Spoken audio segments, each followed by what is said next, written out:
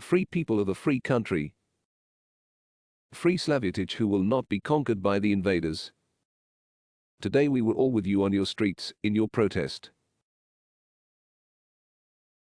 And all together we tell the occupiers one thing: go home while you can still walk. The Russian invaders entered Slavyatich and faced the same reaction there as in the south of our state, as in the east of our country.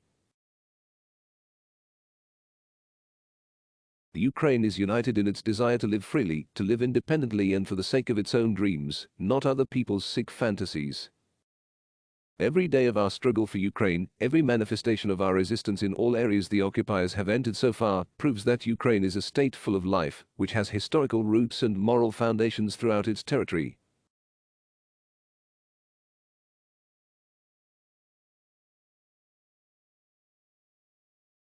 Nothing they do will help the occupiers. Disconnection of our television and activation of passionate nonsense speeches by Moscow TV presenters, leaflets with propaganda, distribution of rubles. Rubles, which in Russia will soon be weighed instead of assessing them at face value. Bribing outcasts whom the occupiers are looking for in all the dumps to portray the allegedly pro-Russian government will not help as well. The answer to Russian troops will be one hatred and contempt. And our armed forces of Ukraine will inevitably come. That is why ordinary Ukrainian peasants take captive the pilots of downed Russian planes that fall to our land. That is why our tractor troops Ukrainian farmers take Russian equipment in the fields and give it to our armed forces of Ukraine. In particular, the latest models that Russia has tried to keep secret. And now the occupiers leave them on our land and just run away. Actually, they do the right thing, because it is better for them to escape than to die. And there are not and will not be other alternatives. Everyone in Ukraine has united and has been devoting all their energy to the defense of our state for more than a month already. Together with the armed forces, together with all our defenders, together with our National Guard. I would like to once again congratulate the National Guard of Ukraine on its day with great respect. I am sincerely grateful for everything you do to protect the state, to protect Ukrainians. Thank you for all the steps to victory that will come, and that were made possible thanks to you. Today I presented awards to soldiers of the National Guard who distinguished themselves in battles with the Russian occupiers. I also awarded the rank of Brigadier General to 5 colonels of the National Guard of Ukraine. In total, during the full-scale war since February 24, 476 soldiers of the National Guard have been awarded state awards already. I also spoke today with Polish President Andrzej Duda. Twice. About our people who found protection in Poland. And the need to strengthen our common security. Security of our states. Security for all Europeans actually. What is the price of this security? This is very specific. These are planes for Ukraine. These are tanks for our state. This is anti-missile defense. This is anti-ship weaponry. This is what our partners have. This is what is covered with dust at their storage facilities. After all, this is all for freedom not only in Ukraine, this is for freedom in Europe. Because it cannot be acceptable for everyone on the continent if the Baltic states, Poland, Slovakia and the whole of Eastern Europe are at risk of a clash with the Russian invaders. At risk only because they left only 1% of all NATO aircraft and 1% of all NATO tanks somewhere in their hangars. 1%. We did not ask for more. And we do not ask for more. And we have already been waiting for 31 days. So who runs the Euro-Atlantic community? Is it still Moscow because of intimidation?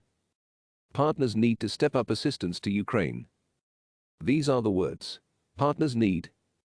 Because this is the security of Europe. And this is exactly what we agreed on in Kiev when the 3 prime ministers of Eastern European countries, as well as Mr. Kaczynski, arrived in our capital. It was in mid-March.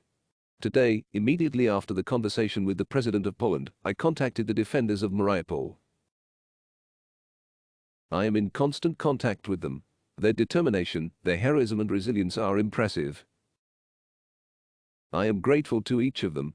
I wish at least a percentage of their courage to those who have been thinking for 31 days how to transfer a dozen or two of planes or tanks. And, by the way, we talked today with our military in Mariupol, with our heroes who defend this city, in Russian.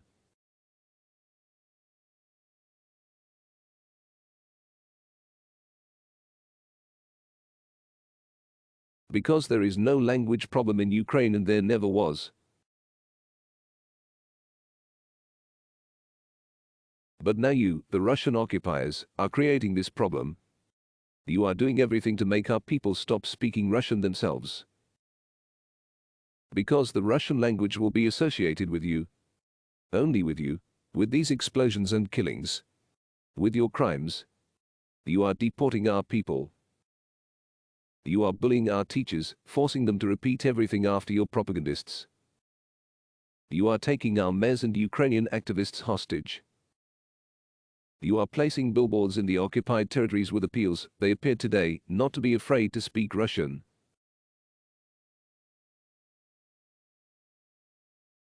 Just think about what it means. Where Russian has always been a part of everyday life, like Ukrainian, in the east of our state, and where you are turning peaceful cities into ruins today.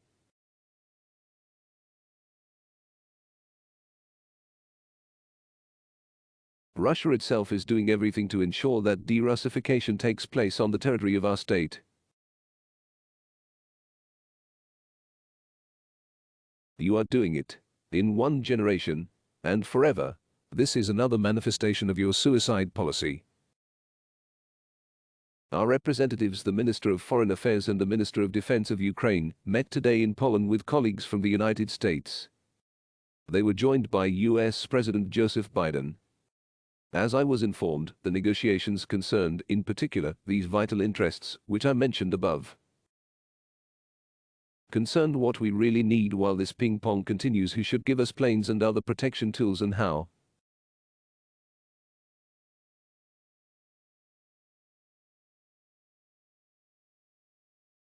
Ukraine cannot shoot down Russian missiles using shotguns, machine guns, which are too much in supplies. And it is impossible to unblock Mariupol without a sufficient number of tanks, other armored vehicles and, of course, aircraft.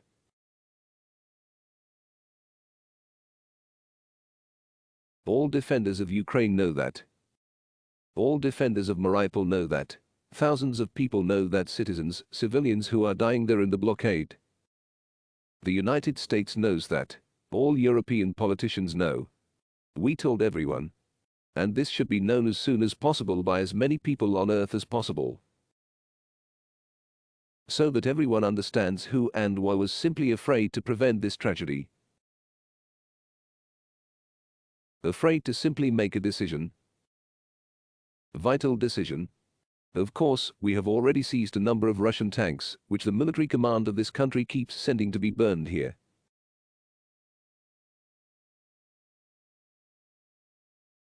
However, the nations of the world will not understand for sure if the battlefield in Ukraine will be a larger supplier of tanks to protect freedom in Europe than our partners.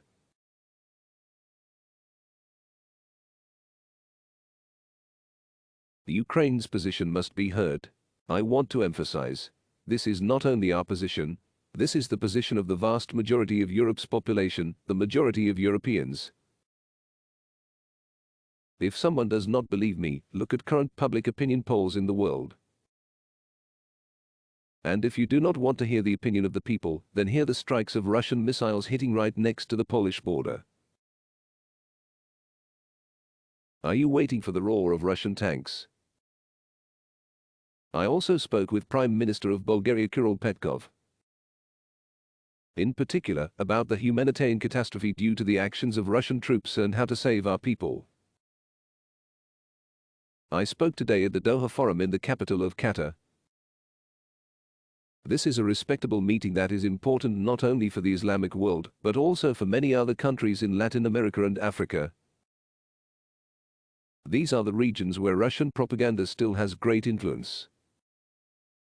But we are working against lies all over the world. Let Russia know that the truth will not remain silent. And let every nation in the world feel the depth of Russia's injustice against Ukraine. Against everything that keeps the world within morality and humanity. The occupiers committed another crime against history, against historical justice. Near Kharkiv, Russian troops in their branded inhuman style denazified the Holocaust memorial in Drubitsky Yar.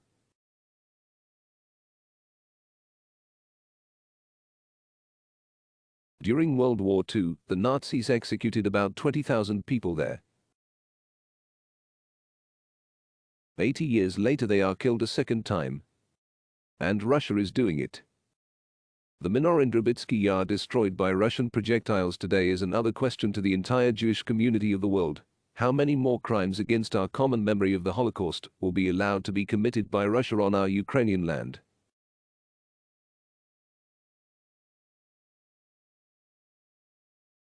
Russian troops are deliberately killing civilians, destroying residential neighborhoods, targeting shelters and hospitals, schools and universities. Even churches, even Holocaust memorials. Russian troops receive just such orders, to destroy everything that makes our nation nation, our people people, our culture culture.